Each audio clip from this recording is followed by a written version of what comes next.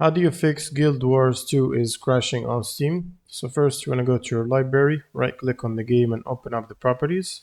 In the general tab under launch options you will need to add -dx11. Then go to installed files and verify the game files by clicking on verify integrity of game files. And once this process is completed you can close Steam. And then you'll need to open up your browser and navigate to this link, which is going to be in the description below. Now from the redistributables table, you'll need to get the 86 installer and the 64 and install both of them, which will require a computer restart when you're done.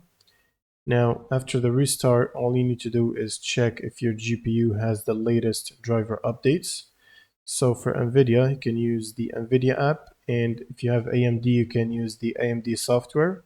You can go to drivers and make sure to download and install the latest available driver update.